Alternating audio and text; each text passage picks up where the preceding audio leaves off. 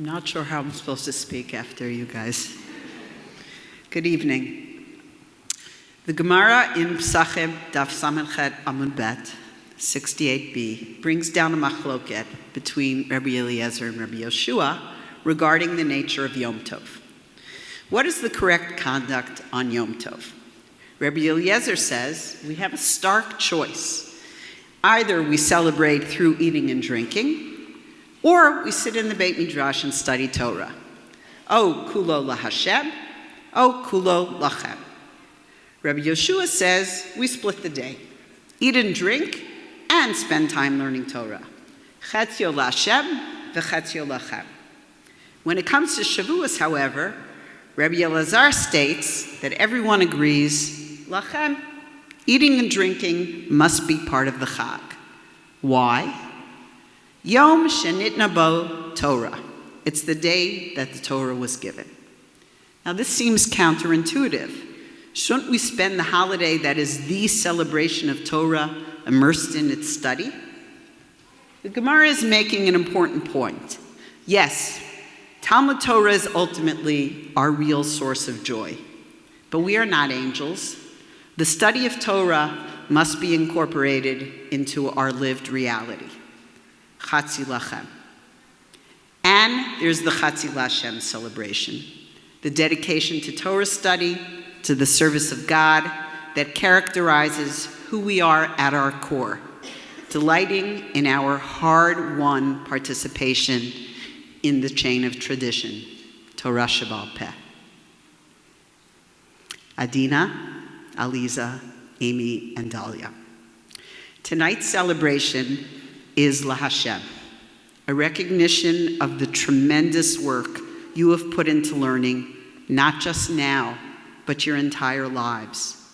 But just as importantly, it is Lachem, a chance for you to take pleasure in who you are, and for us to express our joy and gratitude that you have allowed us into your lives and to share in this journey. Amy Newman.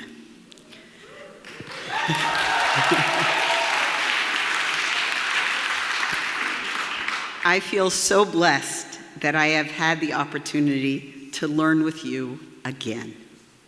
In the years between the Drisha Scholar Circle and the Maharat Kollel, you have taken your smile, your contagious joy, and the seriousness with which you listen to children into elementary, middle, and high schools, showing all your students the beauty of God's Torah and of themselves.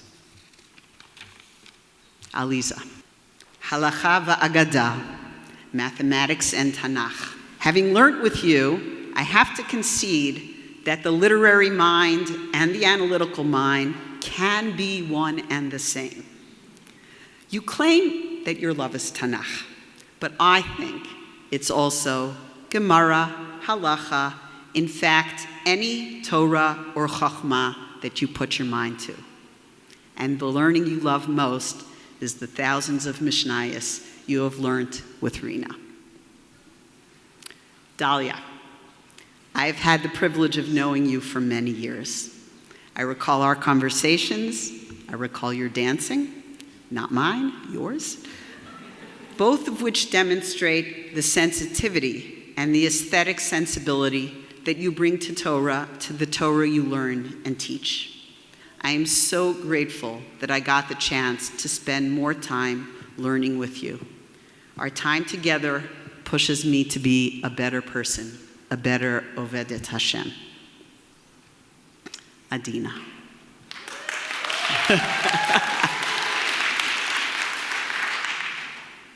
Ma hafti Toratecha kol hayom hisichati, lule Toratcha shashuai azavadati ba'anyi, Toras Hashem tamima mashivas nafesh. There are 1,000 psukim and mamari chazal I could quote about Talmud Torah, and they all apply to you. You have graced this Beit Midrash for years.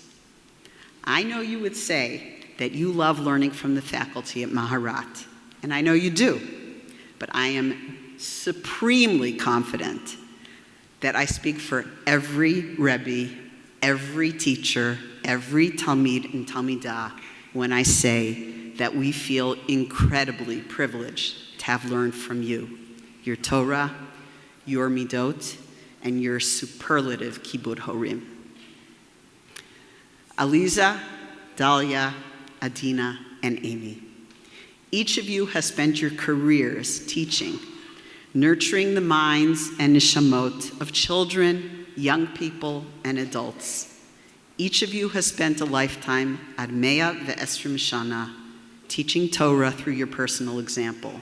Your spouses, children, grandchildren have seen what Talmud Torah looks like as you spend Sundays and evenings in Chavruta, taking bechinas, balancing work, home, and yeshiva responsibilities. What an incredible gift. I know that they, and thank God your parents, take tremendous pride in what you have accomplished and celebrate along with you, as do we. Mechael al Chayil, Mazel Tov.